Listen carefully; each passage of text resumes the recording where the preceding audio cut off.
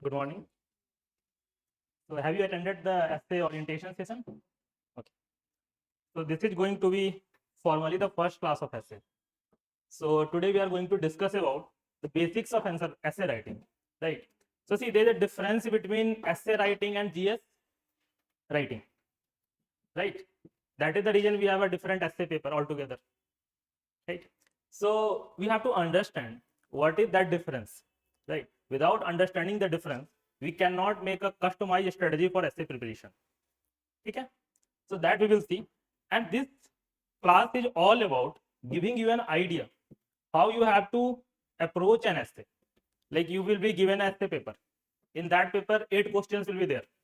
So what should be your approach as far as selection, interpretation, brainstorming, right? So what should be your approach? So that we will see. And this is important. So before going into the content part, like if essay comes on women or education, what should be our approach? First, you need to understand the general approach, right? So this class is going to about all about that. You will be given the handouts of today's class, then the worksheet. So see, the why we are giving the worksheet, there is a reason behind it. So the idea is to make you aware of all kind of essays that UPSC has asked in the previous years. So if you will, when you get the worksheet, you will find that roughly 5 to 6 years of PYQ we have covered in the worksheet, and we are going to help you to understand how how you have to interpret such essays, or how you have to select the essay out of given 4 or 5 essays. So that exercise you have to do on your own based on the learnings that you have in today's class. Okay. So the first question comes: what is essay? So do you know this man? Hmm? So he is the one who have given the term essay, right? He is he was a French scholar. He is the man actually. The first mention of the term essay, right? So comes from him. So essay basically means to try. You know, it comes from a French word, essayer. It means to try or to attempt. And this is how the word essay came into existence. And this person, Michael D. Monsen, he was the one who came up with the concept of essay. He has written an essay. Like so, earlier what you used to write, earlier short story used to be written. So when the civilization came in, was growing, you know, it was evolving. Then first writing developed. Then people started doing different kind of writing, right? So you know, now there's a difference between an article, editorial, and essay. There are certain differences, right? And we classify essay based on certain parameters. Okay, if this is an essay, it will have a proper introduction, it will have a proper body part, it will have a proper argument, counter argument, diverse perspective, conclusion, thesis statement. So but this you will not find in either in editorial or in any article. So when you read the newspaper, you will not find any essay, you will find an opinion, right? You will find an editorial, not an essay. So that is the difference between essay and editorial. So this person gave that definition: essay is about one's experience of trying out or testing. So first, we need to understand what is all about essay, right? So see what essay is, that you need to understand. So essay is a short work of non-fiction. So this you need to understand. Fiction element might be there in your essay. For example, you can think of any hypothetical example to introduce your essay, but that should not be your whole essay. You need to come into reality. You need to bring the reality or real aspect of this world. Then only you can make your essay holistic. So that is the reason essay is a short work of non-fiction. Then it is a composition and in prose which discusses a topic formally and holistically. What is the difference between prose and poetry? Yeah, right. So this is the basic difference between prose and poetry. So whenever we write essay, we always try to ensure that we write in a paragraph format. So you will find that many students try to write essay in bullet point format. So that should be strictly avoided. Okay? You should never try to attempt essay in a bullet point format. Then essay is about organizing thought to convey a certain packet of information while giving the personal touch to it. So see, if an essay is asked on education, so what you are going to do? You will write about the challenges of education, right? what government is doing, what as a society we are doing for education, and you will suggest some way forward. But you are going to give the personal touch to it. How you are going to give the personal touch? Suppose if I tell you to write a essay on education, how you are going to give personal touch to that essay?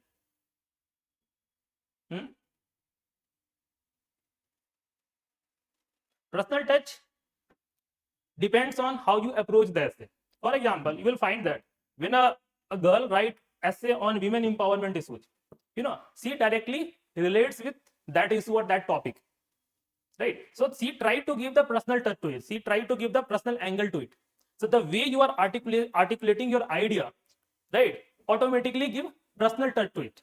For example, when you are writing about education and you are from one of the poorest state of India, like Bihar, Odisha, Rajasthan, where the education is not good. So you would have felt the poor kind of education that you have received from, your home state.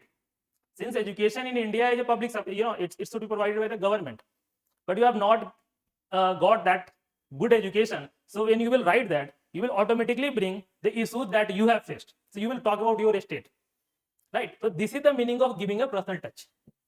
Similarly, if a person who is a person with disability, like he is disabled, so he will always read about the inspiring stories of disabled person who have done greats, and he will try to use that examples also. We all are influenced by our ideals, and whenever we get the opportunity, we try to bring him, right? So this is how you have to write your essay. But one thing that you need to remember, that you should not, okay. So one thing that you have to remember, that there should be limitation in terms of the personal touch that you are giving to it. Your whole essay should not be about your personal opinion. This is the difference between giving a touch and writing an opinion. For example, in Hindu, you will always find an opinion piece, right? In this, a person, for example, there is any issue like take cash for votes. Suppose a political party is trying to garner vote by giving the cash to the people. So when you write an opinion, you will directly target this political party had no ideology. This party is morally corrupt and blah blah blah. But when you are writing academically the same thing, right? You will write why cash for vote is not good for Indian democracy. There's a difference. So that's why whenever you write an essay, it should not reflect your identity.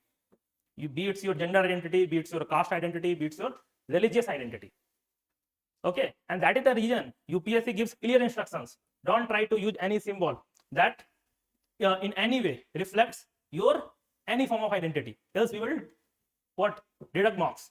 So they also impose the penalty if someone try to do that. So try to be politically neutral, be assertive about your opinion, but don't be dogmatic.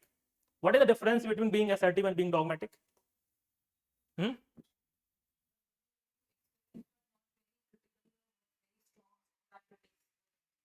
So what is dogmatic then? What is about being dogmatic? Yeah, obviously. What happens when you believe in certain dogma or you are being dogmatic? For example, you believe that that Indian democracy is not good. This may be a reality. I mean, we can debate on that. But you have this belief that the current regime is not good for Indian democracy. So you can be assertive about it by citing some examples that this prime minister had this kind of thing that is not good for Indian democracy. So this is about being an assertive, since you are quoting some examples. Now, even this government had done something good, but since you are dogmatic about this government, that this government is not good for Indian democracy, you will not believe in those good works that this government had done.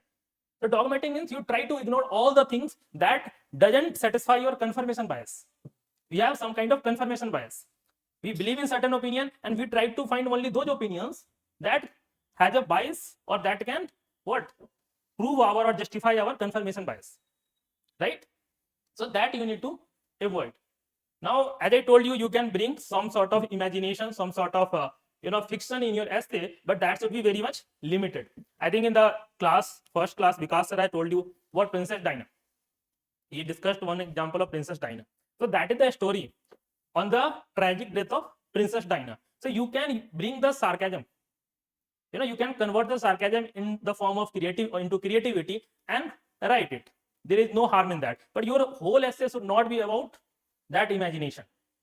Okay, so if you write such examples, for example, if your imagination or your creativity is good, then that will be eye-catching for the examiner. But your whole essay, examiner will not tolerate. He will think that he has just come here to show his what imaginative power. These are the things I can create. Right? So that should not be your approach. You have to be very restrictive in bringing the imaginative aspect. Now come to this essay versus GS answer writing. So this difference you need to understand. Many people don't understand this difference, and that is the reason, right? They end up scoring very low in essay paper. You will find that many students in recent years have scored around 70, 80, 90. The reason being, there can be one reason related to the interpretation of essay. They are not rightly interpreting the essay. But other reason that might be responsible, they don't understand the essay writing itself. So see, what should be done as far as essay writing is concerned? It had to be in paragraph format. There cannot be, you should not never ever try to bring any point in your bullet point format, right? So even someone tells you that he has written in bullet point format and he got the good marks, still you should not believe it, since he is exception. There are many cases of exception in UPSC. You would have friend who was not so good as you, he got selected but he couldn't. So there will be certain exceptions, and we cannot ignore the human error element as far as UPSC evaluation is concerned. That will be there. Human element is there, so error can happen. But if you see toppers copy most of the tried and tested strategy, then you will find that the paragraph format is the best format for essay writing, right? Then linguistic and articulation skills. Now see, this is very important in essay writing. In GS paper, it doesn't matter. If you have quality content, if you have good number of data, good number of examples, that are enough. But when it comes to essay writing, whatever you are presenting, it had to be properly articulated. Right? So articulation, I will show you how you have to articulate that, how you have to present your ideas. But this thing you have to keep in mind. Linguistic and articulation skill should be of top quality. Then grammatical errors should be strictly avoided. You cannot afford to have any kind of grammatical error, be it related to any spelling mistakes, or it can be what? What are the other grammatical mistakes that we commit? So verb. So verbs, adverbs. So any kind of grammar, the mistakes in grammar should not be there in the essay paper. So see, the reason why I'm telling you, in GS paper, you have to write 50 pages, right? And you have time constant. That is okay. But in essay paper, hardly you are going to write 24 pages. No one writes that. Since 12 pages will be given to you for each essay, so 24, right? Have you any of you have ever written mains? Okay, so you have not written. So if you get to see someone who has given the mains, you can ask him. They will tell you, like, the seats that you get, the answer sheets that you get in the from the coaching, in the any coaching, that is not in any form a UPSC kind of sheet. In UPSC ना space काफी बड़ा होता है लिखने का. So roughly 11 to 12 page you get to write the essay. So maximum 22 to 24 pages that you have to write. So half out of, in GS you have to write 50 pages, in here 24 pages. So you have enough time to do the brainstorming. You also get the enough time to fill up the page. So you have this luxury to write slowly and complete the paper. And that is the reason you have to avoid any kind of grammatical mistake. And one more thing, for example, the examiner, he is reading your essay for 10 to 12 pages, right?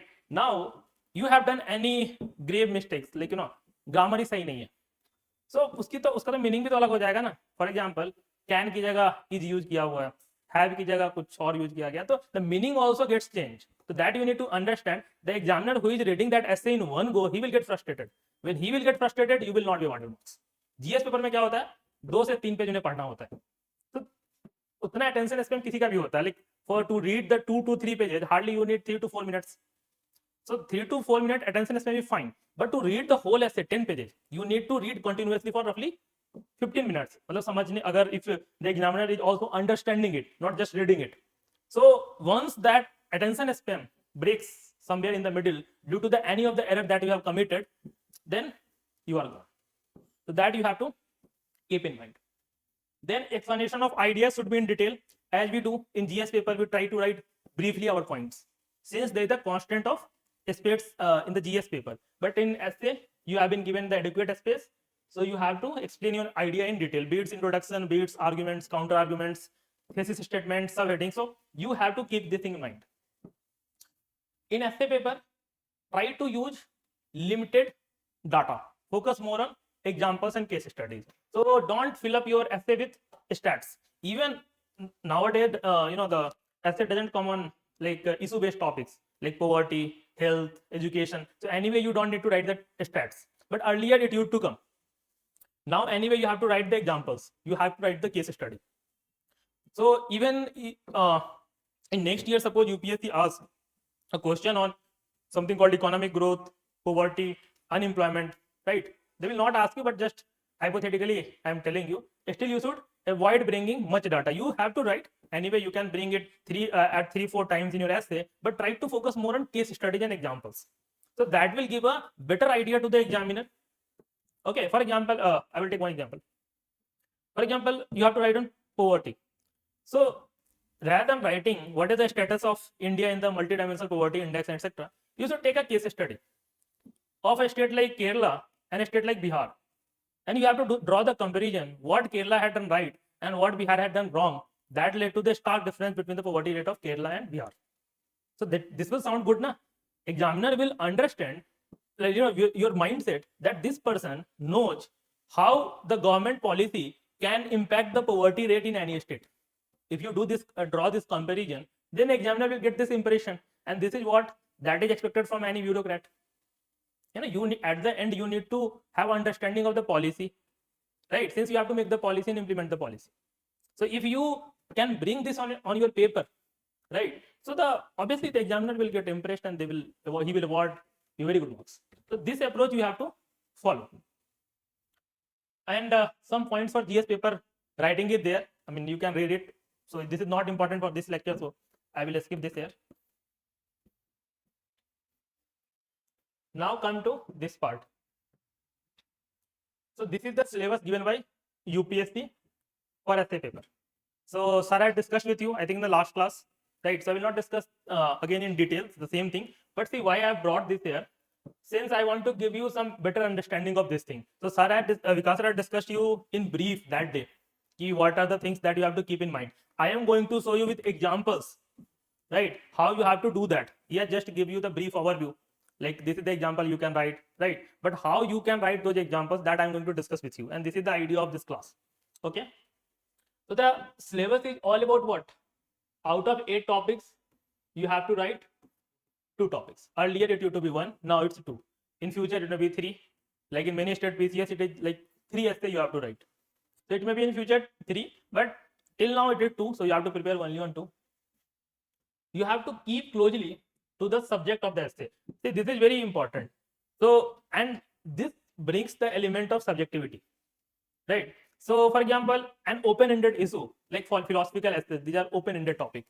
So, it depends on the interpretation of the person, which is close to that topic and which is not close. Right? For example, if an essay is on compassion, so there is no limit to it, right? So, for you, the compassion of Buddha or compassion of Gandhi can be what you can say more powerful than compassion of someone else, right? You can link compassion with how you can also write that why the compassionate person should be in the position of power, so he can better rule his kingdom or rule the country. So there is no end to it, right? So I will also show you with some examples, like what are the kind of argument that you can bring and what are the kind of argument that you have to avoid in the essay.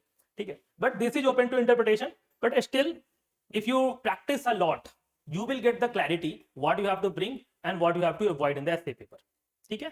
So but remember this point, you have to keep closely to the subject of the essay, and you have to arrange your idea, right, in an orderly fashion. So structuring is very important. So you will have multiple ideas, but if you will not write right in a proper flow, or if you will not make a logical sequence out of it, then it would be of no use, right? For example, you are writing on education. First, we have picked up the issue of the problems in education. then you are talking about the solution, then again you are shifting towards the problem. So that will not make any purpose. First you either write about all the problem, then go for solution, right? Or first you can write, or you can divide it in different way, like what is the problem with the girls education, then boys education, transgender education. So it all depends on you how you have to divide, but whatever the structure you are taking up should be in a proper sequence. So that you have to keep in mind. And as UPSC has said, credit will be given for effective and exact expression. So the marks that you are going to get only if your expression is exact and effective. What is the meaning of exact and effective expression? The quotations. What meaning of exact and effective expression? What is the meaning of that?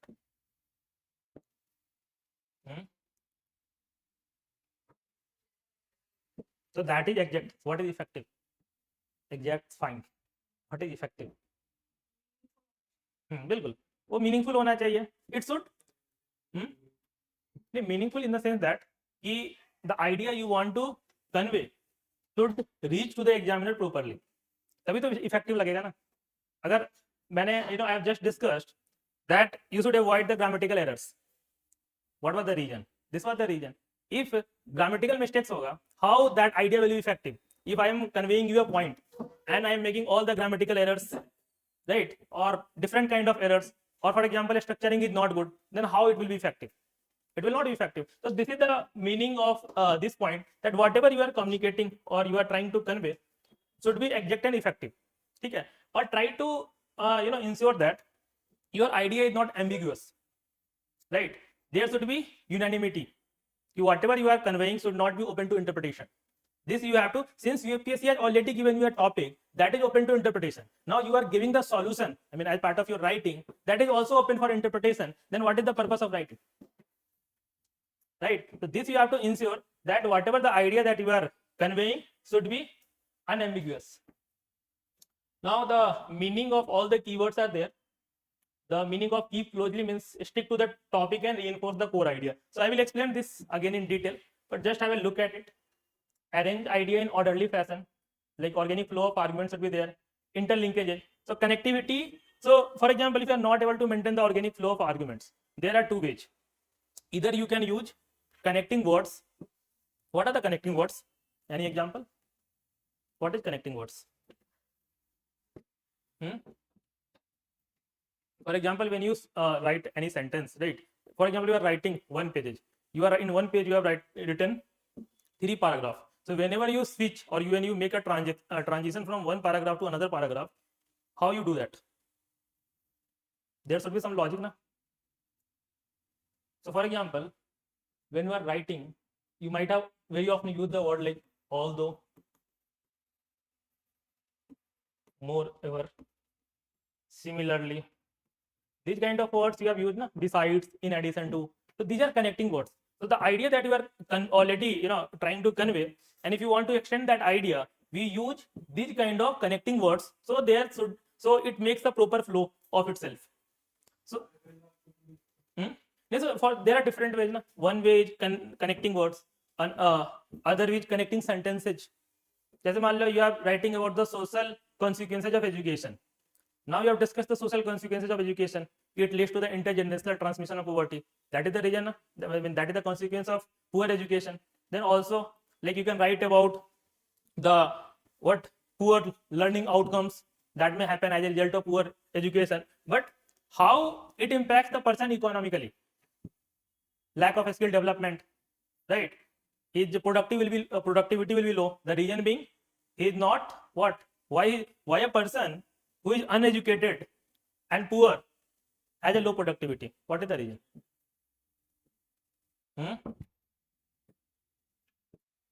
Have you heard about something called, I think, okay, so tell me one thing. Is like suppose, for example, a person is poor, right? So why he remains the poor for a longer period of time? What is that vicious cycle that makes him poor? That is one thing. Debt trap, he taking loans. So this is one thing. What are other reasons?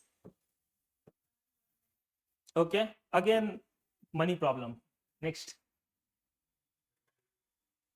psychological problem. Next.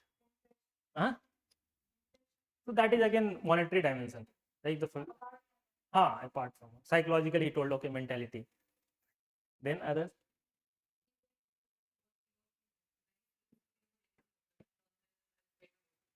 So that is mentality, na, he already told. Sociological problem. See, there is one topic there in GS2, that is poverty and hunger. So what happens, like for example, a person is poor. So the one of the problems that he faces to spend in education and healthcare. Okay, and that leads to what? He cannot able to develop his cognitive capability. He don't get the education, so he don't learn the new skills. He cannot invest on his healthcare. So you will find the problem of what? Stunted growth, stunting and wasting child, stunting and child wasting you have heard about. And due to this, he is not able to develop his cognitive abilities.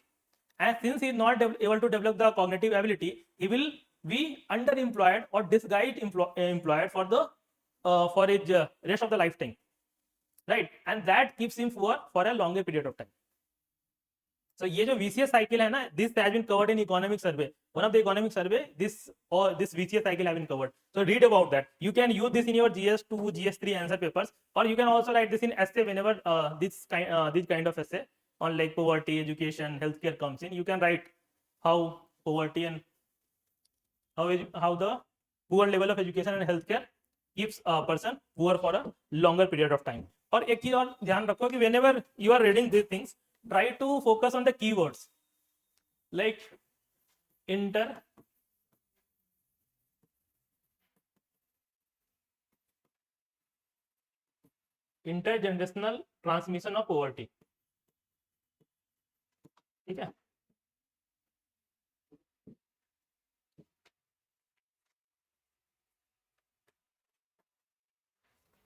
Everyone got the seat?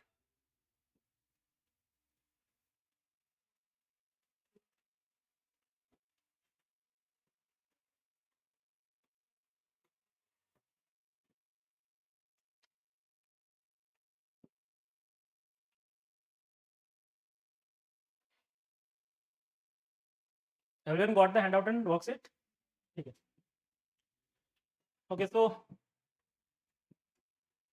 the next is exact and effective expression. So this is the meaning of exact and effective expression.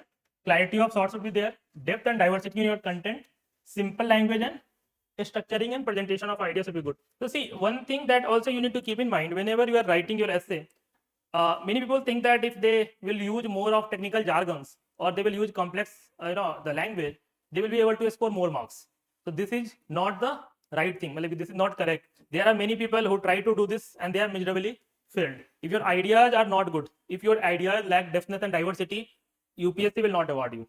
It's as simple as that. Since they are not here to conduct any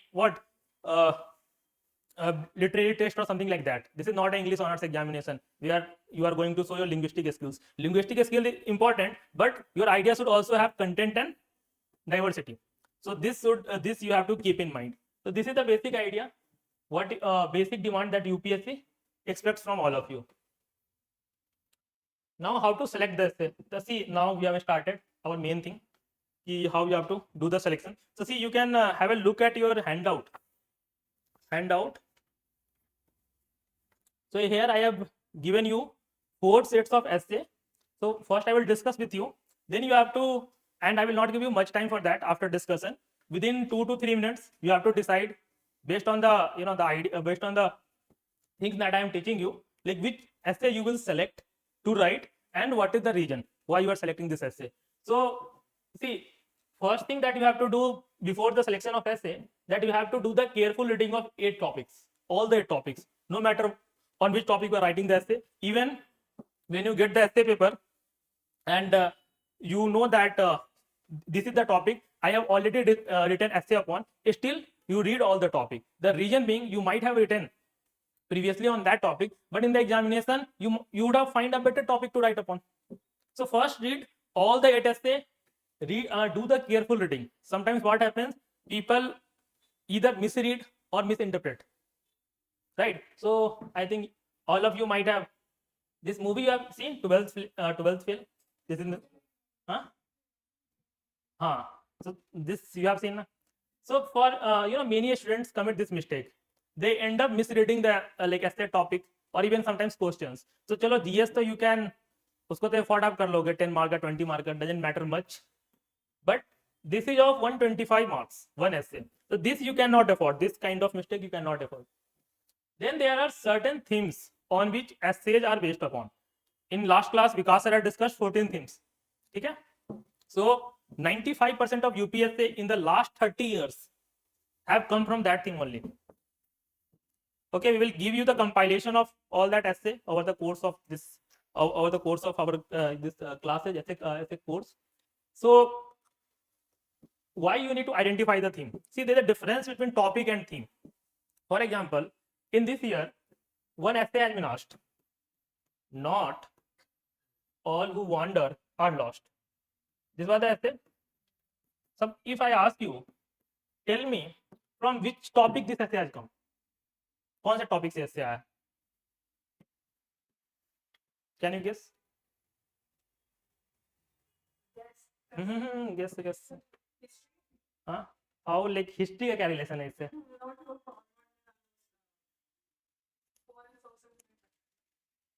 No, wandering had nothing to do with the history. Like wandering तो in present time होगा, future time में भी लोग wander करते रहेंगे.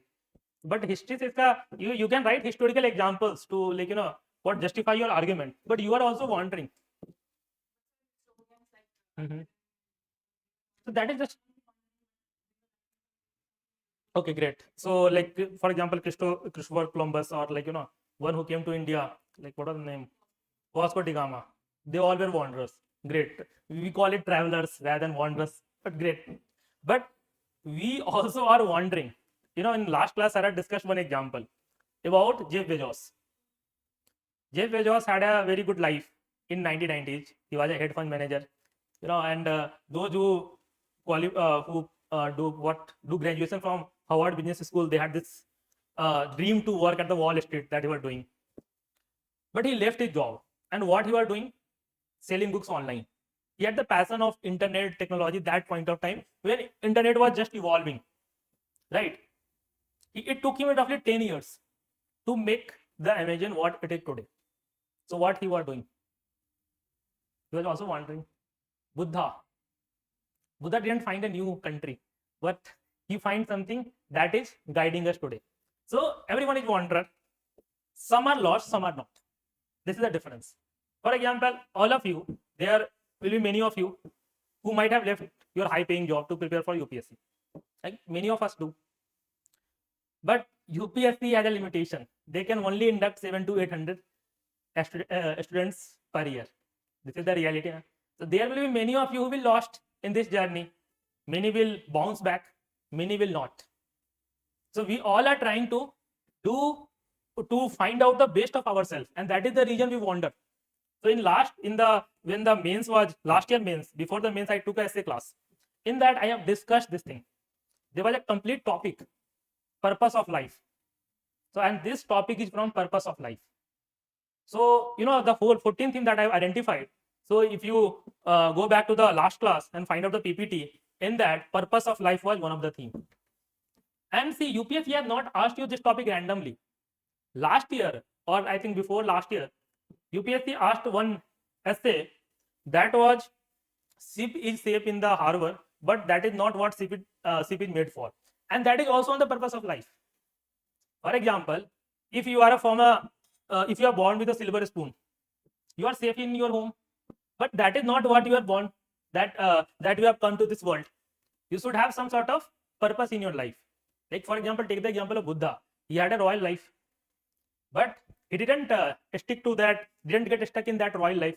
He started exploring what is the real truth of this world, and he started wandering. So there may be many royal kings or royal princes at that point of time who had this comfort, and he didn't came out of that comfort zone, and that is the reason we don't know any of them. But one who came out of his or her comfort zone and did something great, we remember only those people. This is the reality, na? And that is the idea here. Not all those who wander are lost. I think you have got the idea. So that is the reason you have to work on themes, right? Similarly, in this year, one question was asked on thinking. So that also I have covered in last essay class. So I had one theme that was education, rationality, and critical thinking. So in that, I have discussed in detail what is the meaning of critical thinking, independent thinking, collaborative thinking. These are different things, right? So thinking are of multiple types. And on that thing only, the first essay I think of 2023 was this: thinking is like a game. It doesn't begin unless there is an opposite team. So if you have to write the counter argument, like how can we do thinking on our own? Is it possible to do the thinking on our own? Is it possible? How you can do that? Yeah. So what they do? Good philosophers do that, but what they do? Right. Socratic method, dialectical method. Right. So you can, and Socrates, so he used to do with other people in the Athens, right? But there is something called inner reflection, and philosophers do this, do the inner reflection of themselves. What he is doing, to what extent that is right or that is wrong. So if you are into the practice of inner reflection, or you are reflecting yourself, then the thinking can happen on your own. And what is the meaning of independent thinking? Same thing. You don't need someone else to with you to do the brainstorming, right? So these are the points that you have to bring in this essay when you are writing the counter argument, not the argument. Counter argument, that thinking can happen on its own, right? So that is the reason you have to understand the theme. Once you will get the idea about the theme of the essay, you will have enough content to write the essay. For example, you have on thinking, you have more than 10 to 12 points. Even any essay comes on thinking, right? No matter what is the topic, but you have that idea, you have that dimension, so you can easily write on that topic. Then identify the keywords and decode them properly. See, keywords, there are 3 to 4 keywords in any essay, or even some essay will have only 2 keywords, depends on the nature of the essay. But work on those keywords. Like, you should first identify. For example, just take this thing.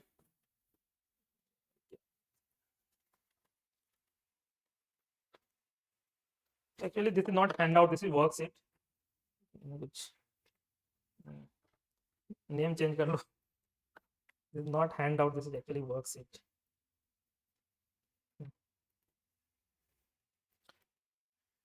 So take this, like, first, so I have discussed already. Second, like, visionary decision making happens at the intersection of intuition and logic. So what are the keywords here?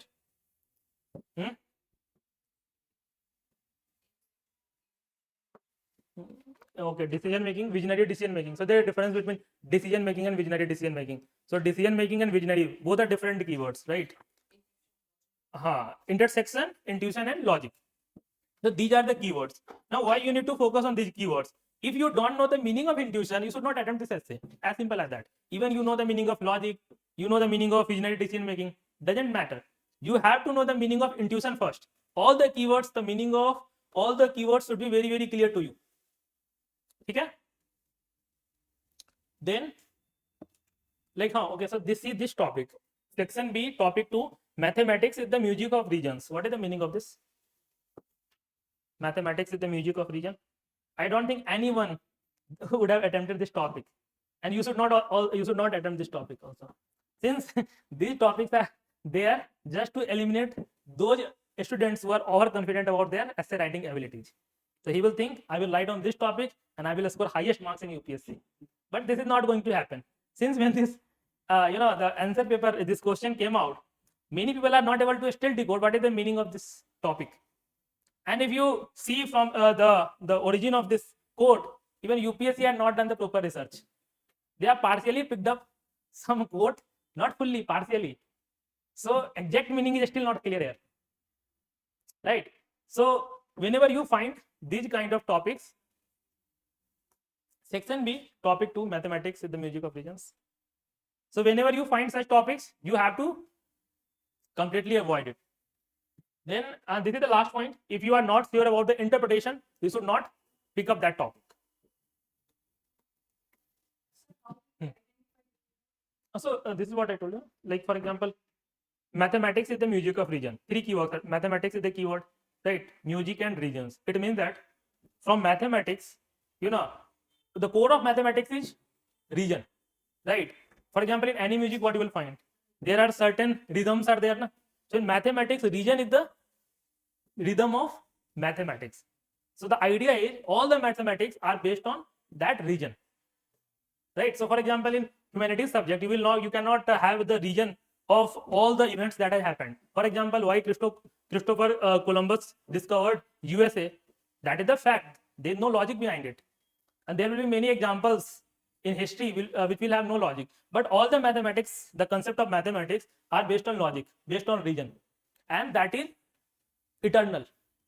It means that be it in this world or that world, or you can say in present or in future, that is going to remain the same. That is the idea here, right? So for example, whenever you listen to any music has a certain pattern. If you if you have watched the interview of any music composer or a singer, they always talk about something called meter. ये चीजें metre में नहीं है. There is something called antara and what? There are two components of music, mukra and antara. What is the difference between mukra and antara? This you have to read in art and culture. So mukra means the line that repeats, right? And antara is the inner part of that whole music. So if the rhyming will not be there, that will not complete the music. Similarly, if region will not be there in mathematics, then we cannot call that a complete mathematics or a foolproof mathematics. Okay? So that is there. So you will find that there are, when the mathematics were developing as a subject, so it was said that Indians, the Arabs learned from Indians, they taught to the Greeks, and Greeks said that we have discovered the mathematics.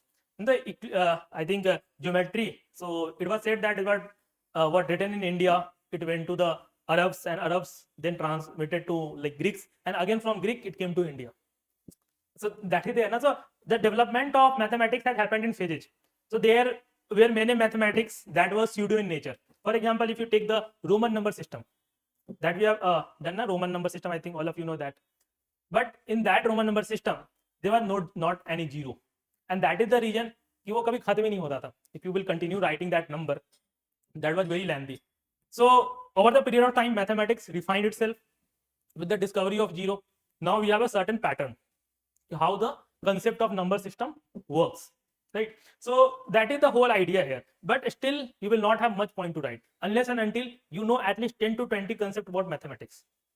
You have to link how we can imagine like geometry in our life. For example,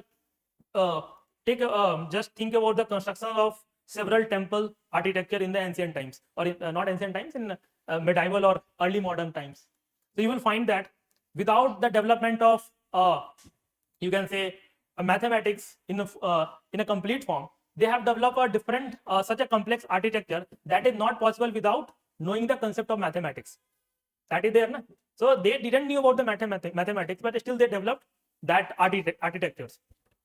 So that also shows that they would have some idea about the concept of trigonometry or geometry. Then only they could be able to develop that concept, right? So these are the things that you need to think of. Unless and until you are not from mathematics background and you don't have idea about the philosophy, you cannot write essay on this topic.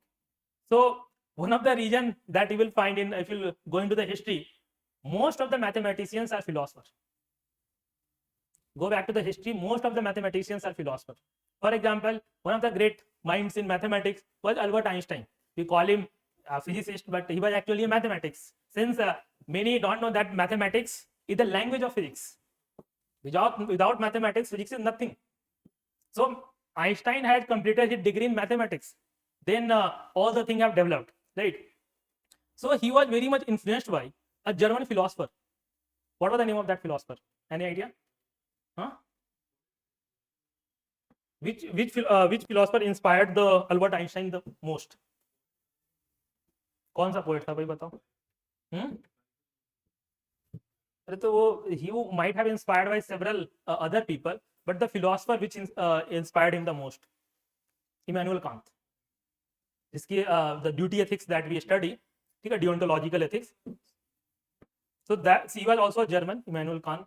He has written a very good book called Critique of Religion. That is the masterpiece of Immanuel Kant, right?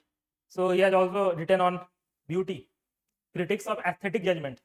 In this, he has said that beauty has no logic. Either you like it or you don't like it. You cannot justify why you like this thing or why you don't like this thing.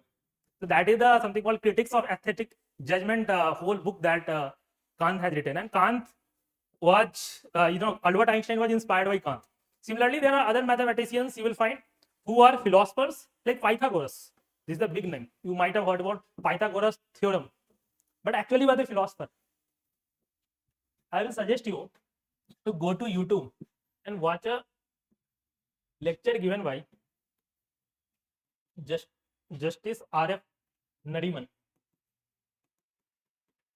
R.F. Nariman, right?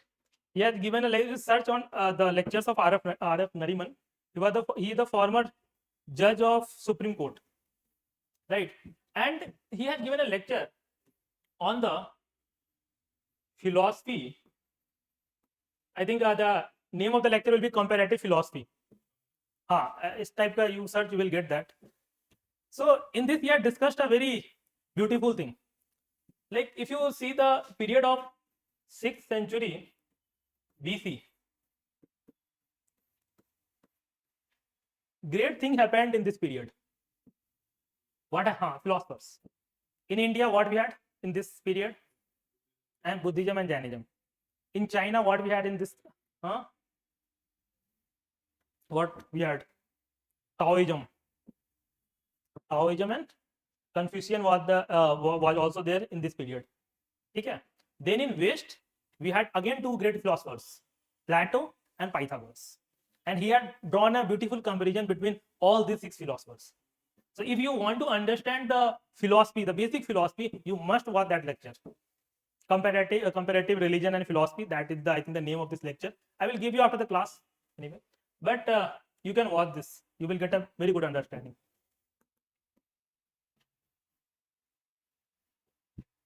Anyway, now this I have already discussed with you. What you have to keep in mind. So same thing is there. These are the 4 criteria on which your selection should be based. So you should have adequate content on that topic. So that will only happen when you identify the theme of the essay. First one is topic, and then second is the theme. So if you identify the theme, then you can relate whether you have content on that theme or not, right? Then try to select broad and general topic. Now see, in this topic, mathematics is the music of reason, you are only going to write about the mathematics. Limited dimensions are there, right? But here, like topic like thinking, visionary decision making, you have multiple things to write. So topics should be broad and general in nature. Next is the confidence and comfortableness. See, if even the topic is easy, but you are not comfortable in that topic, right? For example, there are many who don't like the philosophy. I mean, they are not comfortable in philosophy. They can write, but they are not comfortable. So you should skip that. Try to find the area where you are good. So that should be one criteria. Then avoid any kind of biasness. See, this is very important.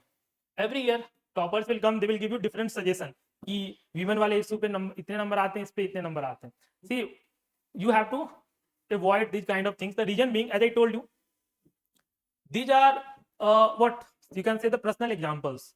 So, but it doesn't mean that it will also work for you, right?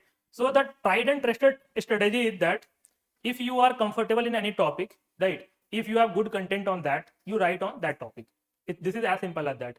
Many will say will tell you that don't write on topic like media. One time UPSC asked a question on biased media, right? By 2019. 2019 means they asked a question on biased media is a threat to Indian democracy. Many people will tell you don't write, since you will end up criticizing the government. But you have to balance out. Now, this is what you have to do. If you are not, if you find it difficult to write the Indian examples, write the examples from other countries. You can do that. The idea is that you should convey your arguments properly to the examiner. That should be in your mind. So this biasness should be avoided. Now see, same thing that I've already discussed, why you should not select a difficult topic, since this strategy may backfire in the examination. Like for example, if you select the mathematics topic, you will not have any point, you will just repeat the same point again and again. Then see, sometimes what people think that if I will attempt a tough topic that I told you, I will score the highest marks, but you can also score the lowest marks. So this is a sort of risk. So as Buddha tells us, follow the middle path. Average marks is better than getting higher marks or lower marks. So see, even you nowadays 130 plus is a very good score, but your aim should be 140 plus. 150 is the highest in these years. Only one people will is getting 150. So see that again 10 marks तो you cannot tell about. 10 marks तो आप भूल जाओ क्योंकि वो तो examiner पे depend करेगा जो भी कॉपी चेक कर रहा है. Same paper if will be evaluated by different examiner, he will give you different marks. तो ये तो आपका लक हो गया 10 नंबर. बट हाँ इसके अलावा you can do if you work on the basics of essay writing.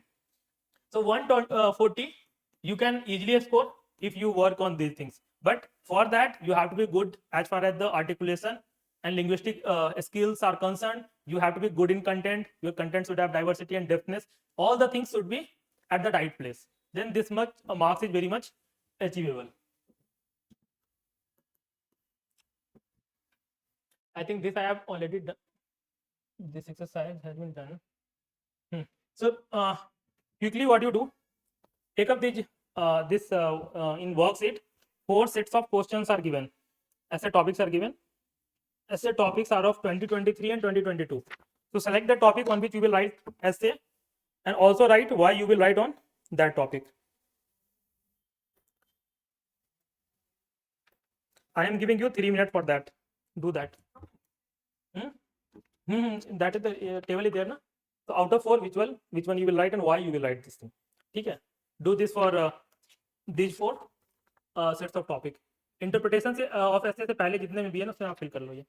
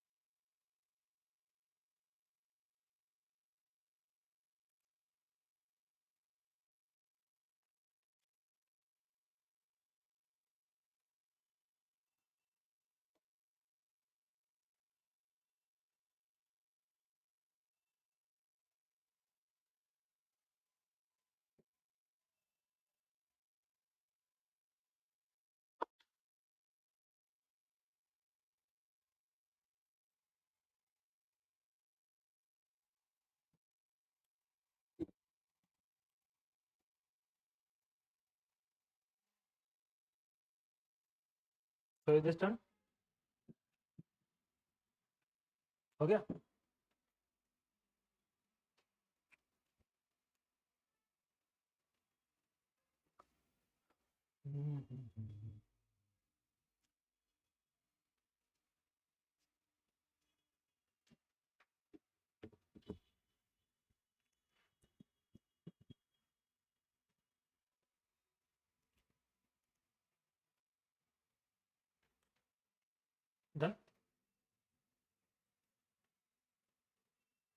हो गया, चलो।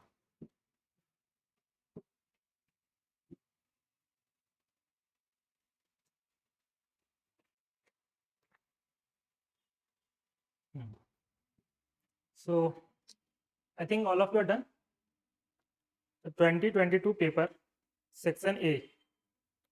So which topic you have selected? No, in 2022 paper. One by one, I'll get asked. Why? So now you have, okay.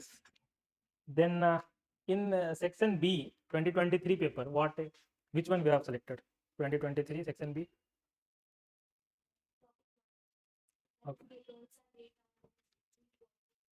Okay. Why you have selected?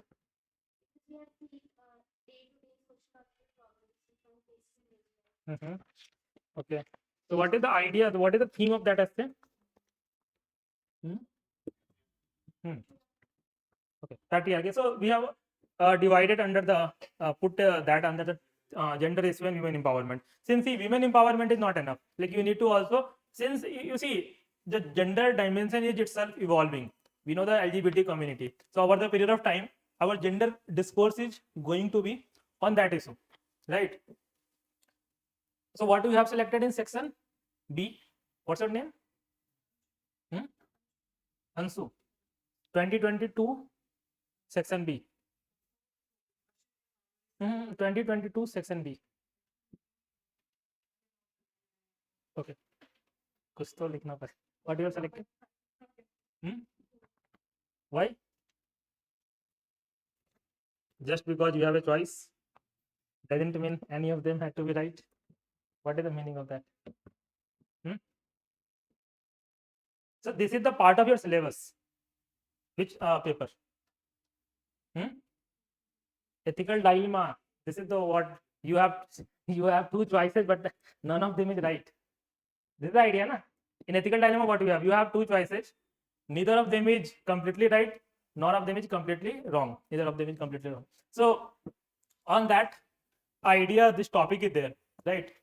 So what you have selected? Yeah, you. Section okay, 2023 section B. Okay. What is the meaning of that? Society which has more justice is a society that needs less charity. What is the meaning of this? Okay, so if you have to introduce this essay, what you are going to write?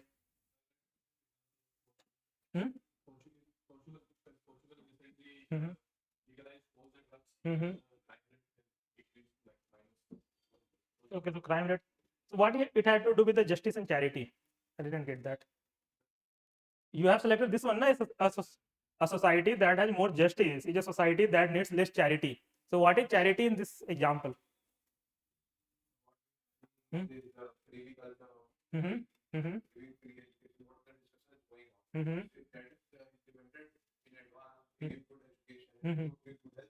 Good.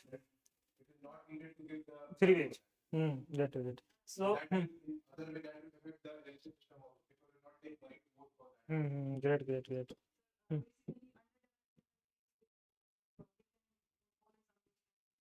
Yeah. So this is there. So any society, like you see, if there will be justice, like you will find in Western European country. So there are justice. They don't need charity of any country. But African country, you find that most of them are ruled by despotic rulers. So that is the reason they need charity. You might have heard about something called resource curse. Have you heard about it? क्या होता है? Resource curse and capital curse. दोनों बताओ. Resource curse.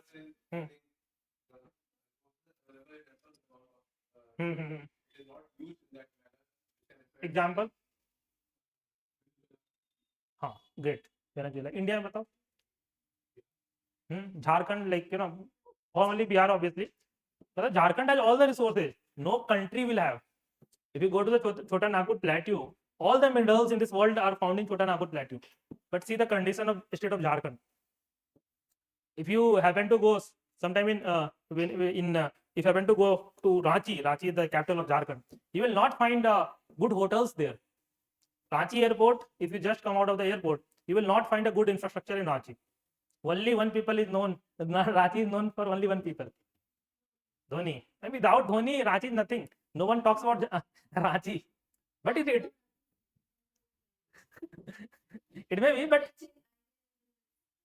but if you see about the Ranchi is a state capital, but still it is not much talked about. The reason being not so good condition of Ranchi. Now she will get offended if I will tell more. But I have once gone to Ranchi and I have seen this. Anyway, so I think you have got the idea. How? Okay, so see what happens in resource and capital curves. In states like Odisha, Jharkhand, so what has happened since resources was there, so mafia developed there. Since government couldn't use that resource properly, so the sand mafia in Bihar, the coal mafia in mining mafia in Jharkhand, so they all developed their networks. So government couldn't use that resource properly, and due to the development of mafia, the politics got criminalized. So if you see the Bihar of 1990s, the situation was very worrisome, things were not good. Similarly, in African country, they have all kind of resources, but they face the problem. Capital curse means you have given so much capital that you are not able to utilize it efficiently. So, for example, there you will find many countries. Okay, take the example of Pakistan. Pakistan has got all kinds of aid from most of the country, but where they are using it? In funding war against India. So this is capital. So Pakistan is actually not the right examples. Many of the European countries, particularly the Eastern European country, which are facing the crisis today, are example of capital curse. Greece is the best example actually. Greece, if you, like country like UK are developed, but if you go to London, all the corrupt people in the world are found in London. For example, if you see the Pakistan, they have their former army generals, all have their homes in the London. Similarly, Indian willful defaulters like Malia, he has his own home in London. Most of the people who are highly corrupt in their own country, they will find a palace in London, right? Anyway, that is a different debate. But this is how you have to do the selection of essay. Now, how you are going to interpret it? See, when you write an essay, so what you have to do? First, you write introduction. Then you write thesis statement.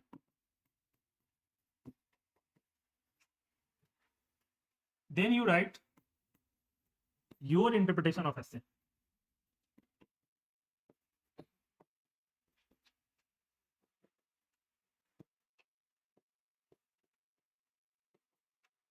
Okay.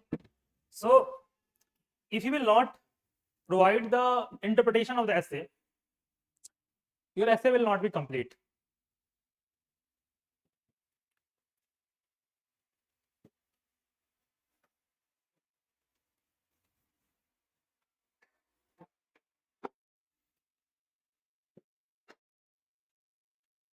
So see what happens. For example, this topic, take any topic here, like thinking is like a game. It doesn't begin unless there is an opposite team. The first topic. First you have written some sort of introduction. Then you have written thesis statement. So what is that thesis statement? I will discuss in some time. Then you are going to write what is the meaning of this essay, or what is your interpretation of this essay, how you are understanding it. If you will not define it here, examiner will think that you are just beating around the bush. You have to be very, very clear about your interpretation of the essay, how you are seeing that essay, right? So this should come. And how you have to do that?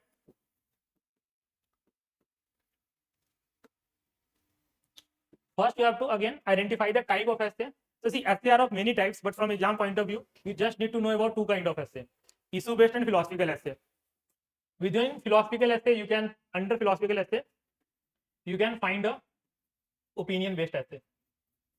But opinion-based essay are not asked by UPSC much, since you see, UPSC is selecting for a bureaucrat, not for a professor or any academician. So they will not ask for more sort of opinion. They will ask you to discuss an issue. That is the reason they ask on education, healthcare. They don't ask you write about the state of Indian economy or the state of Indian democracy. There your opinion may come up. But then they are asking you about the education, why education is important, or why primary healthcare and primary education is important for the growth of the nation. These are issue-based essay. Philosophical essay, all the essay that you will find nowadays. So out of 8 essay last year only, 5 essay were philosophical in nature, more or less. Before that, I think last year 2022, so almost all the essay were philosophical, right? This year UPSC has, like, since last year paper was very tough, so UPSC actually gave you some option ki, okay, we are giving you some sort of easy essay topic, I think issue based essay, so you can write. So this example, like girls are weighted by restrictions and boys with demands, this is a issue based essay, and the issue is patriarchy, right? Then a society that has more justice is the society that needs less charity. Again, this, the underlying theme is society and culture, right? So that is there. As I told you last time, I told you identify the keyword. Here you have to decode the keywords to get the better meaning. Then brainstorming you have to do. How you have to do that I will discuss in some time. So proper brainstorming you have to do justice with the demand of the essay. Okay, so brainstorming will help you to explore all the possible dimensions on that topic. Correct interpretation is very important. If you will not do the correct interpretation, you will not get even you can get 0 marks if you end up interpreting the essay incorrectly. And that is the reason people are getting marks in 60s and 70s. They end up misinterpreting the essay, right? So this you have to keep in mind. Now see, brainstorming. This is the most important part of your essay. Since here you are going to think about the content that you are going to write in the essay paper, brainstorming part. So it is prerequisite to write any essay.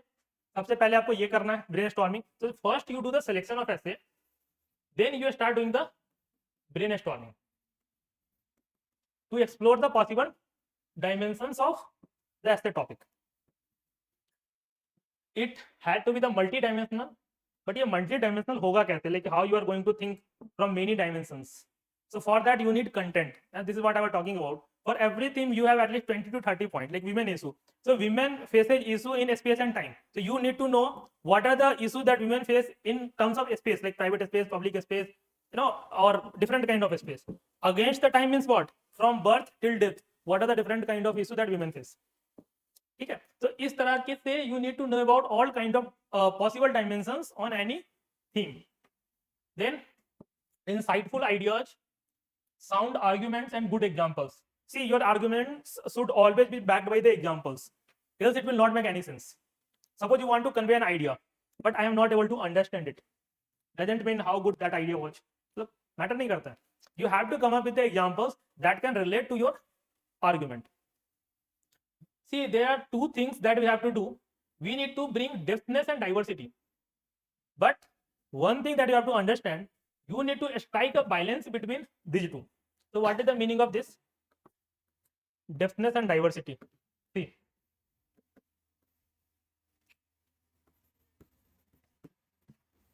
so again the same women issue we take.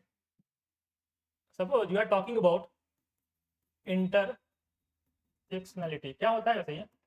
I think you would have sociology optional. Anyone else? In history also I think you read about this thing. Intersectionality, the issue that women face. क्या है ये issue? What is the issue of intersectionality that women faces? Tell me, what is that issue? See, Dalit women in India. Why we call us Dalit women in India? A most vulnerable section of our, or you can say the most vulnerable person in our society. Why she is most vulnerable? A Dalit women. Gender. This is the meaning of intersectionality. So, for example, when the Kamala Harris became the vice president of United States of America, why she was president? Like that was in the news. We had seen many presidents and vice presidents in European countries.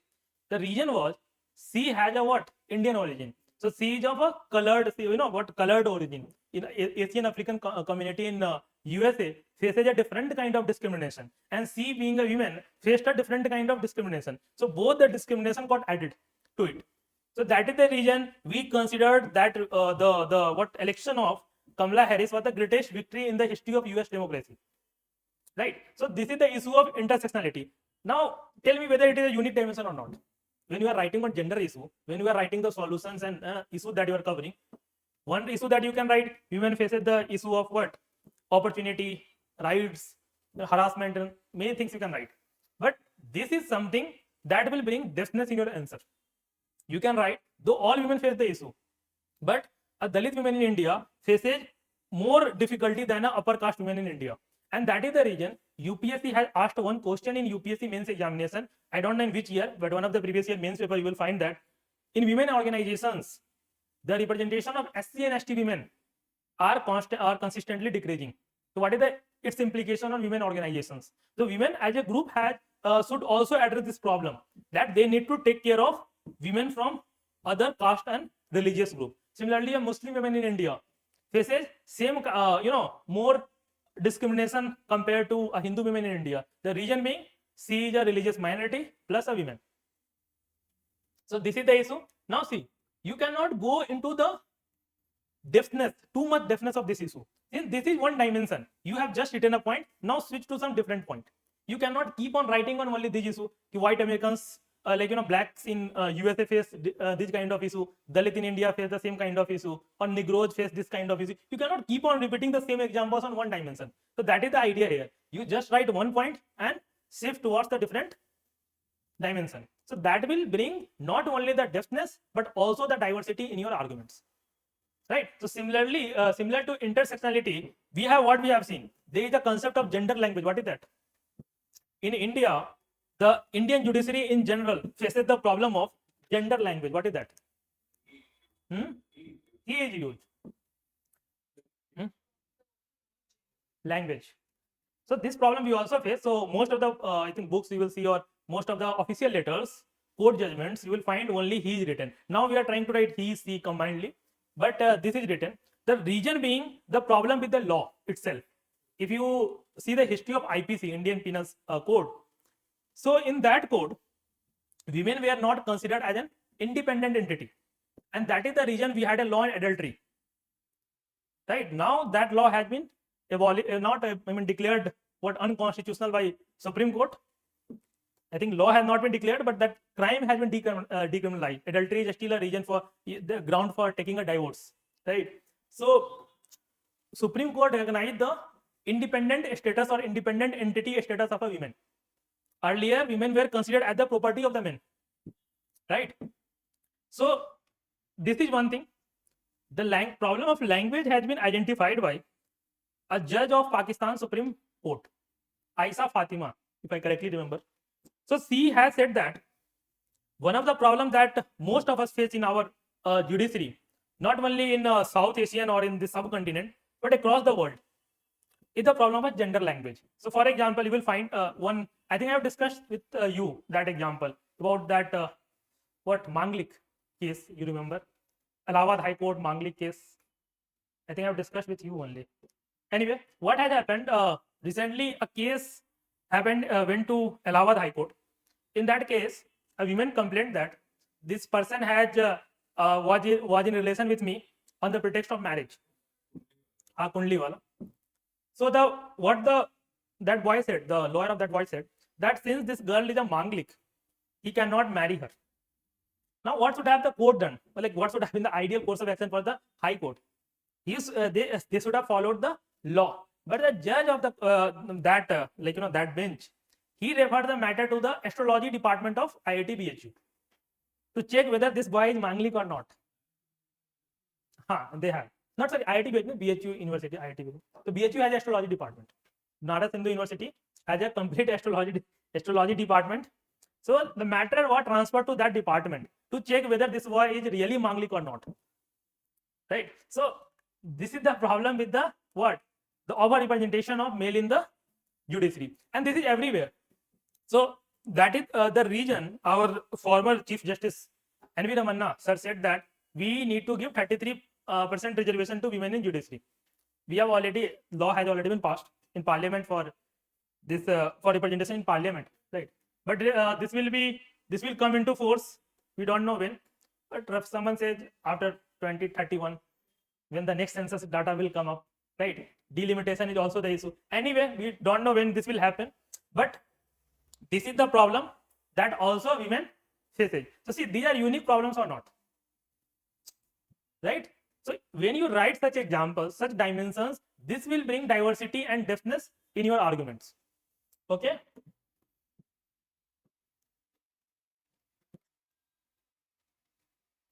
Then one thing that you have to do is bringing the counter argument. See, arguments, so we can discuss many things. Okay, this is the, like for women. But if you have to write an argument against the affirmative action, like 33% reservation for women, or the reserved seat for the women in the buses and etc. So what can be the argument that you can give? Yeah, that is one great argument. The deserving candidates don't get the seat or don't get the opportunity, so he can leverage and do great in his life. Great argument. Next.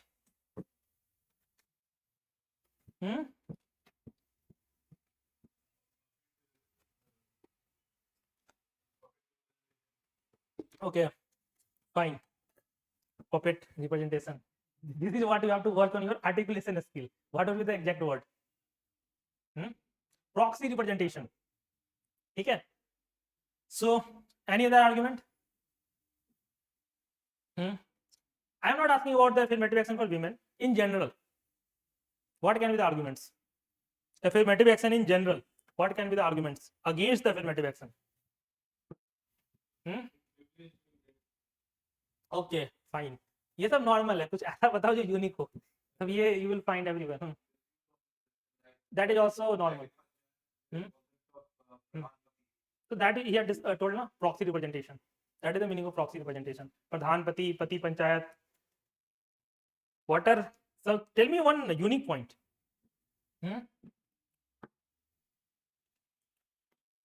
Think about it. We will cover it anyway. But see, basically what happens, social, some of the research have been done on affirmative action. And one thing that common pattern that we have seen, right, that is the challenge that affirmative action faces, is that it is creating a divide in the society. And that is very problematic. The purpose is good, idea is good, great.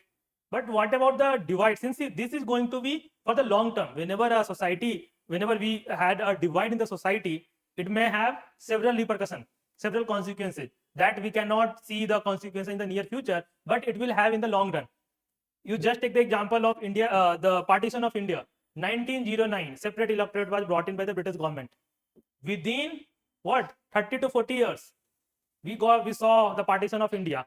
That was one of the major, you can say, the intervention from the Britishers side to divide the Hindu and Muslims.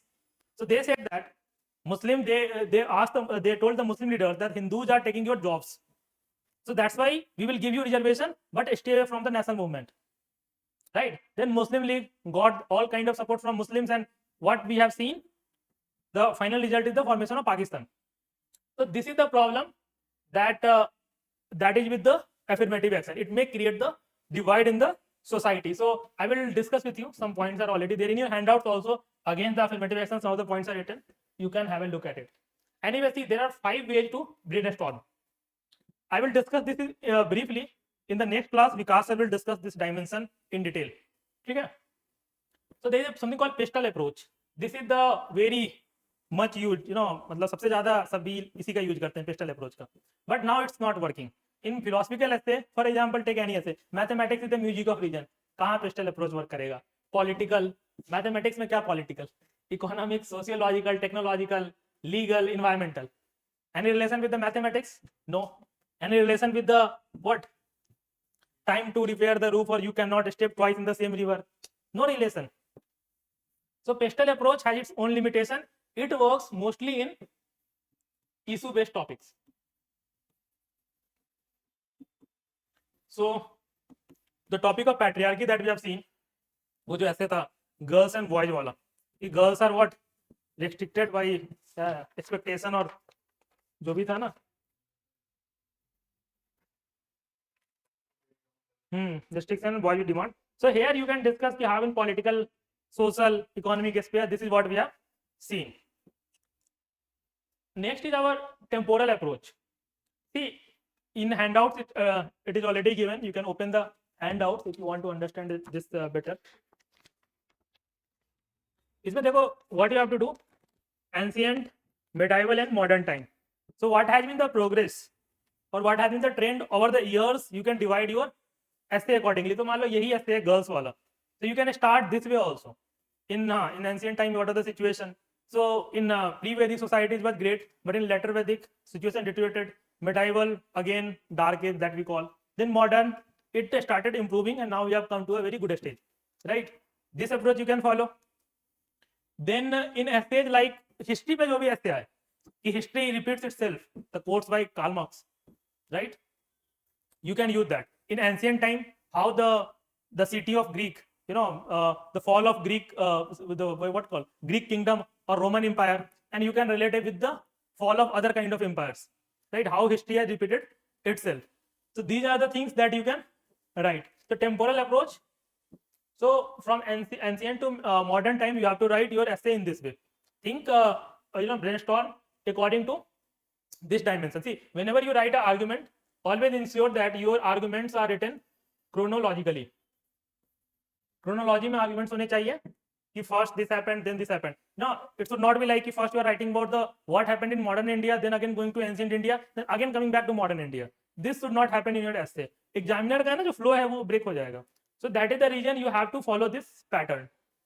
There is something called institutional approach. Nowadays, this kind of approach works. Dialectical, stakeholders, and institutional approach. So we have different kind of institutions in our society. What are the different kind of institutions that we have? Family, society, religion, right?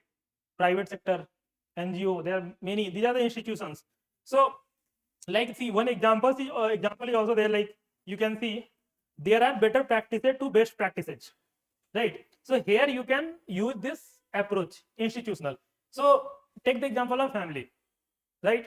So family can be like earlier people used to think that joint family is the best family.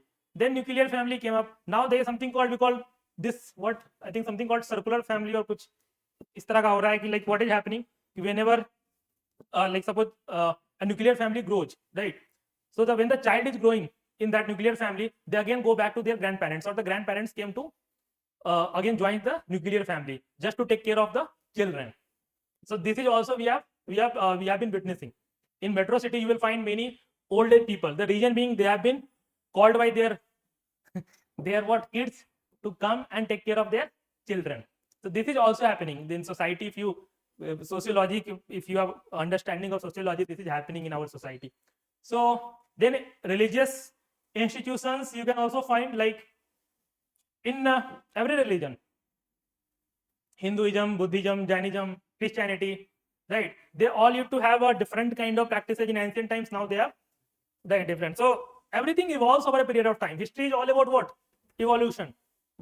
Yeah? We in history we said that history it should be considered as the evolution of society, right? There are 3 approaches to study the history. There can be many, but if you broadly classify, we have also have a theme called lessons of history. In that we will discuss that. एक तो circular pattern जो कि Marx believe in that, Karl Marx, कि history repeats itself. Then we have something called evolution of society, कि history is what? A form of evolution. If you have read the book Sapiens, any of you have read? By Noel Harari. सबका तो history optional है ना, तो पढ़ना है आपको. That is the must book for history and anthro वाले optional के बच्चों के लिए. Sapiens. So in Sapiens, I will just give you a brief overview. 70,000 years ago, the cognitive revolution happened. Human started to think. 70,000 years ago. 12,000 years ago, agriculture revolution happened. इतना तो पता होगा, ये तो part of history है. Then agriculture to industrial revolution, or before that you can say that the scientific revolution that we have witnessed. ठीक है? In 15th century or 16th century, the period of Renaissance. ठीक है? And then we are, like we are still evolving. Different age, like now we are in the industrial evolution 4.0. So this pattern, look from cognitive to agriculture to scientific, then industrial evolution, right? So these are what? These are a process of evolution. First human got the first the human mind got developed. Then he thought how he can settle, right? Settle with a community. So with the development of agriculture, the Homo sapiens, which used to be a hunter-gatherer community, started settling down, and this is how civilization came into existence. यही है ना? It's how history optional है. You should know these things. So this is all about the concept of evolution. So the meaning of there are better practices to the best practices, it means that there is no end to best practice. Ultimate चीज कुछ नहीं है. You know, everything is in the process of evolution, be it religion, be it any society, be it any private sector, or कोई भी governance. In fact, we used to have a monarchy. You know, during if you believe mythology, then Ram Raj was the best form of the government. But today, democracy is the best form of government. But even some of us criticize democracy. One of the scholar like I forgot his name. He has written a book, very good book, When China Rules the World. Professor Martin Jack. Write his name. Professor Martin Jack. He has written a very good book, When China Rules the World. You can use this book in your essay. You know, you will get very good marks. This is one of the, I can say, the revolutionary book as far as the world history is concerned. Not world history, but geopolitics, you can say. So Professor Martin Jack has argued why Chinese model of development is the best model of development. Or you can say why Chinese form of governance model is the best form. China follows a policy known as state capitalism. This you know. US follows a policy called market capitalism. But there are certain challenges of market capitalism that have led to crises like subprime crisis in 2008, which has impacted the whole world. Right? Same we have witnessed before that. We have witnessed in 1970, 1997, 1998 in Southeast Asia. Right? When the Southeast Asian company became bankrupt. So there are limitations of market economy, which Chinese model of governance tried to address. So he had discussed all these things. He had also discussed about something called reversal of Arab Spring. Have you heard about this thing? This was in news in recent times. Reversal of Arab Spring. पहले Arab Spring क्या था ये बताओ? क्या what was that Arab Spring? UPSC previous year का ये question है. Tunisia, the Jasmine Revolution was the name that happened in Tunisia. Then it spread to the Arab world. No, that was not that happened in Iran. That is a different thing. Islamic Revolution. What is this Arab Spring? See, this was the wave of democracy. जो कि it originated in Tunisia and went to different Arab country. So within a period of 5 to I think 3 to 4 years, more than I think 20 country became democracy from dictatorship. और वहाँ पे क्या होता है या तो monarchy या फिर military dictatorship है. But recently क्या हुआ? अभी I think 6 months back there was only one country जो कि बची हुई थी क्योंकि सारी जो country democracy बनी within 10 years they all came under dictatorship. So democracy couldn't sustain in those countries. So that is the argument against democracy. So democracy doesn't work in all the country. And Professor Martin Jack argued that there are two kinds of state. One is civilization state like India, China, and one is nation state, right? Like European countries, USA. The movement of nationalism started there.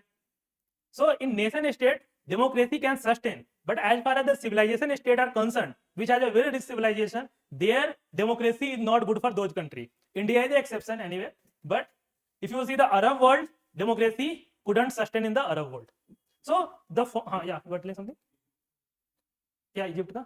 हाँ, most of the country ना, I told you काफी country थी उस वक्त जो convert हो गई थी. लीबिया हो गया, पता नहीं काफी सारी कंट्री थी. But just read about this क्योंकि ये काफी इंपॉर्टेंट है. You can use in introduction when you are writing in against the democracy. You can write that how the reversal of Arab Spring is happening and what are the reasons for that. So the governance of any area should not only be decided on the on the criteria whether it is democratic or not. Cultural context of that country should also be taken into account while establishing a governance model. Or you can say that like governance, so country like China is not a democracy, but still it is like second economic. If you see in PPP terms, so it is the highest. But when you compare it in market, if you see Chinese economy in terms of market exchange rate, it is the second largest economy without being a democracy. So there are other countries which are not democracy, they are still doing good.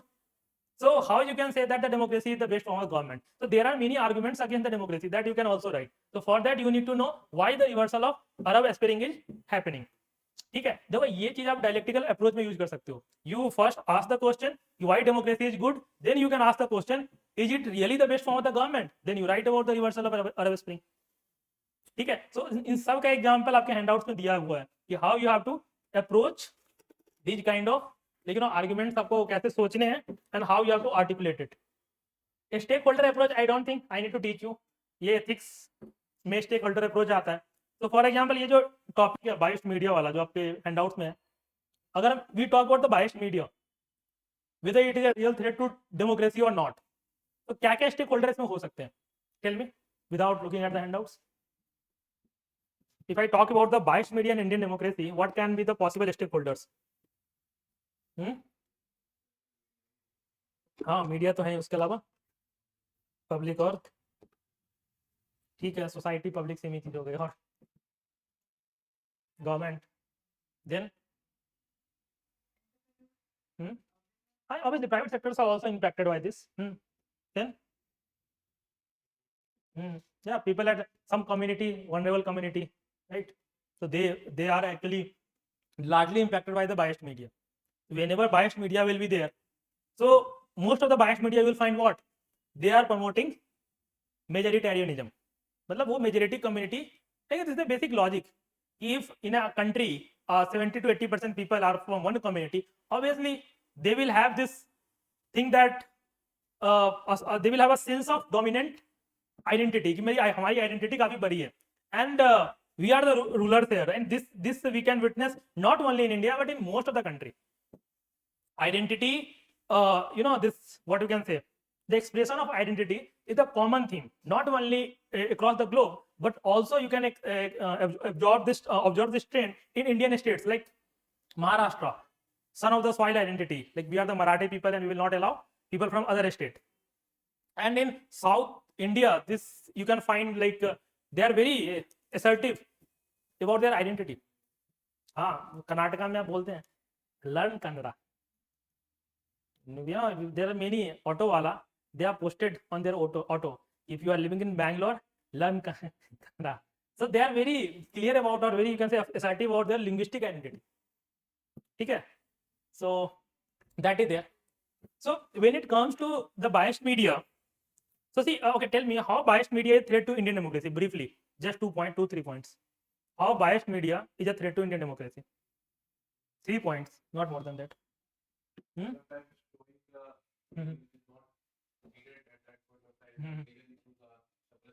ठीक है, done. Then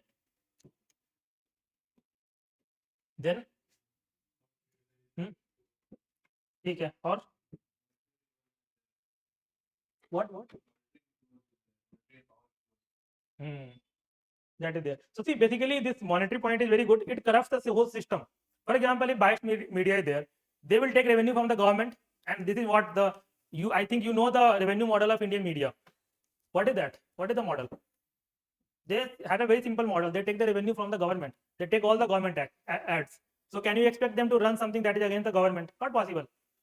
If you'll see the Western media, they are subscription based media. New York Times, Wall Street, I mean, you'll find different like Washington Post, or these are the media. They are they run on the crowdfunding model, and people buy either they crowdfund the money to run their media house, or they charge for the subscription.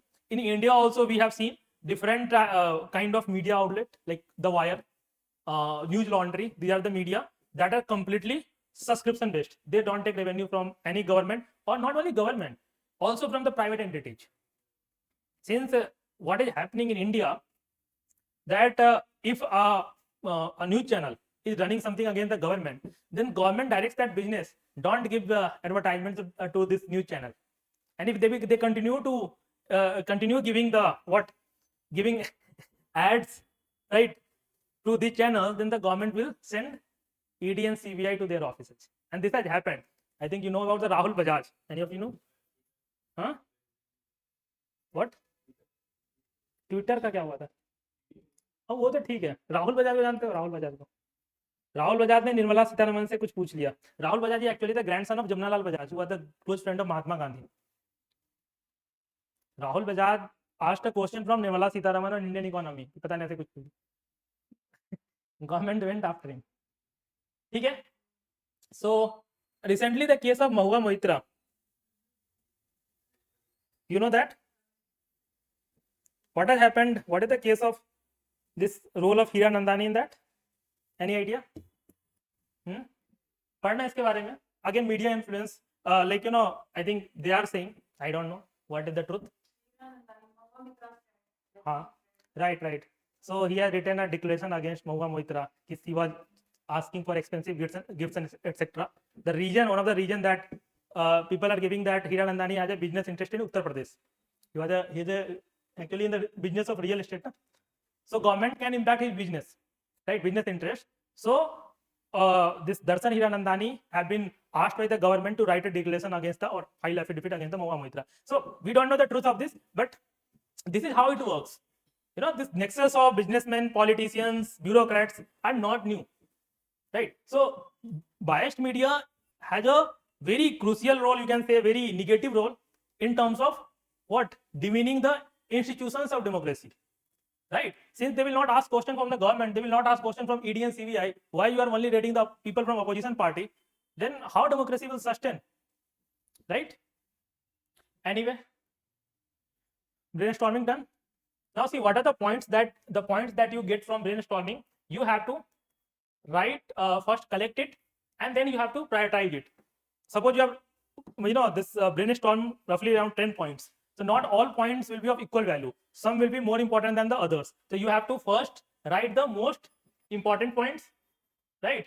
Then you can write the less important point. So prioritization of argument is very, very important. The arguments, the points which are directly addressing the demand of the essay should come first in your writing. Use of innovative subheadings. Sarah discussed this thing, I think, with you. Innovative subheadings in the orientation class. So this is optional. If you want, you can write. If you don't want, you can you cannot write. So you can leave it. But if you use it, it will help you to maintain the flow of the essay. And if it is eye-catching, then a person who is reading your essay, he will get impressed. I will show you some of the you know, examples of innovative subheadings. It is also there in your handouts. You can have a look at it. As I told you, flow should be organic and there should be logical sequence. So this I have already discussed. Why there should be from in the temporal approach, you have to start with the ancient, then go towards the modern. Repetition and reinforcement of the core argument, not the repetition of argument, but the key, the crux of the essay should be repeated, or rather you can say reinforced. For example, you have discussed the patriarchy in that, and in that essay, girls and boys wala essay, you are discussing the patriarchy.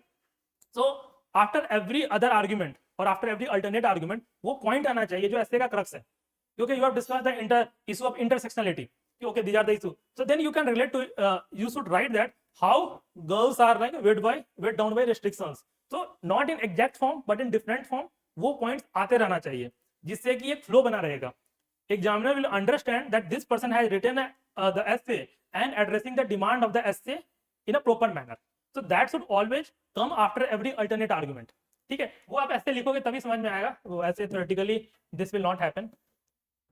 But now see, ये एक बार देख लेना खुद से, आप समझ लेना क्या है ये. मैंने एक रफ टेबल बना दिया है. इंट्रोडक्शन कितने वर्ड का होना चाहिए, कंक्लूजन, काउंटर आर्गुमेंट्स. अगर if you can follow this that would be great. If you cannot follow it, doesn't matter. But yeah, try to ensure that you write some counter arguments, so that will enrich your essay. Okay, so based on that, this table is there. So introduction.